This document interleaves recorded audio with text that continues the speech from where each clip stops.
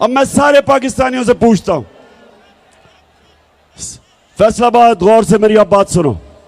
ये दो जब इनको मुश्किल पड़ती है मुल्क से बाहर भाग जाते हैं। अरबों रुपया इनका मुल्क से बाहर।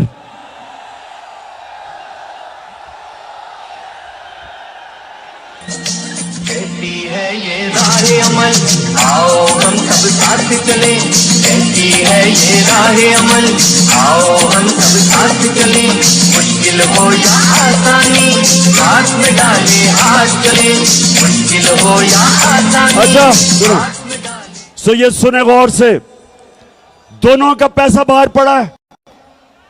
दोनों जब मुश्किल आती है, जरदारी जेल से निकल के मुशर्रफ के दौर पर भाग गया, नवाज शरीफ जेल से निकल के मुल्क से बाहर भाग गया, एनआरओ लेके दोनों वापस आ गए।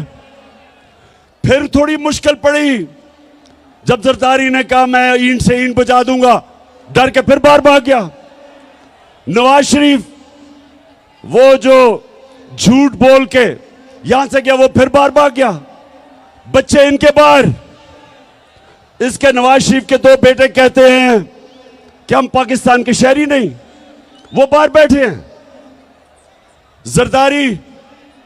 जरदारी वो आदमी है जिसने मेमो गेट के अंदर अमेरिकनों को कहा था, हुसैन हुकानी को उसने भेजा, एडमिरल मलन को, कि मुझे पाकिस्तानी फौज से प्रोटेक्शन चाहिए।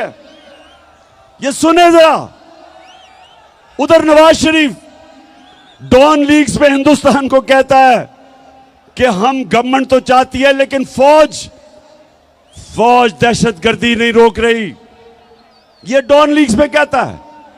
बरका दत्त को मिलता है, बरका दत्त लिखती है सार्क कॉन्फ्रेंस काठमांडू में, ये छुप के नरेंद्र मोदी से मिलता है अपनी फौज से डर के। अब ये दो लोग, पैसा इनका बाहर पड़ा, जो वहां की ताकतें जो इनको लेके आई, जिधर इनका पैसा पड़ा, ये उनके गुलाम हैं। तो मेरा सवाल यह है कि क्या आर्मी चीफ उनसे एनओसी लेके बनाएंगे? ये मैं सारी कौम के सामने समझता हूं कि ये सिक्योरिटी रिस्क है। ये दो वो लोग हैं जो मुल्क के गद्दार हैं। पैसा बाहर, इंटरेस्ट बाहर, करप्ट। ये माजी में डॉन लीग्स और मेमोगेट, किसी सूरत इस मुल्क की तकदीर इनके हाथ में नहीं होनी चाहिए। इस मुल्क का आर्मी चीफ मेरिट के ऊपर होना चाहिए। जो सबसे मेरिट पे है उसको आर्मी चीफ बनना चाहिए। किसी की पसंदीदा आर्मी चीफ नहीं होना चाहिए, किसी का फेवरेट नहीं होना चाहिए। तो फैसलाबाद, अब मुझे पता है हिंदुस्तान का मैच शुरू होने लगा और पाकिस्तान का।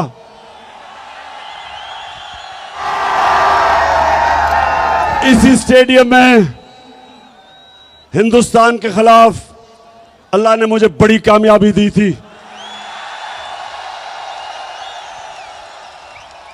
आज भी हम सोचते हैं कि हमारी इंशाल्लाह टीम अच्छी करेगी। तो मैं फैसलाबाद आपसे आखिर में, देखें जिधर हमारा मुल्क खड़ा है, मैं नौजवानों को खास तौर पे आज कहना चाहता हूं, मेरे नौजवानों, आपने तैयार होना है मेरी कॉल के लिए। इस मुल्क की हकीकी आजादी के लिए आपने मेरे साथ खड़ा होना है। आप सब मुझे बताएं कि क्या जब मैं आपको कॉल दूंगा आप मेरे साथ निकलेंगे? माशाल्लाह और इंशाल्लाह। और मैं अपनी बहनों को भी खास तौर पे, क्योंकि हमारी ख्वातीन भी घरों में इनकलाब आ रहा है। दो तरह के इनकलाब होते हैं फैसलाबाद। एक इनकलाब होता है खूनी इनकलाब, जब ऊपर वो कब्जा कर लेती है एक ऐसी एलीट, एक ऐसा साहिब इख्तिदार जो मुल्क का खून चूसते हैं। तो या उनको एक खूनी इनकलाब जो आयतुल्लाह ख़ुमैनी लेके आया था ईरान में, या वो खूनी इनकलाब से जाते हैं और या सारी कौम मिलके इलेक्शन के जरिए इनको खत्म करती है। तो हमने इंशाअल्लाह, हमने जिसको सॉफ्ट रेवोल्यूशन कहते हैं, हमने सबने मिलके इस मुल्क में ये जो कब्जा ग्रुप है इसको हटाना है। और आप सबने मेरे साथ मिलना है। मैं हूं आपका कप्तान, आप है मेरी टीम।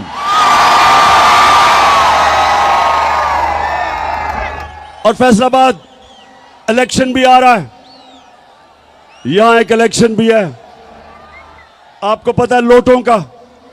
इस फैसलाबाद में भी 1-2 लोटे निकले हैं।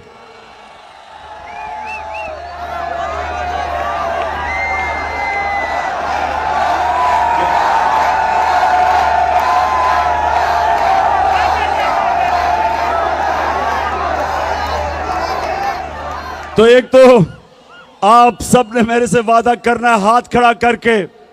अभी वादा क्या करना है कि कभी फैसलाबाद में लोटों को जीतने नहीं देना।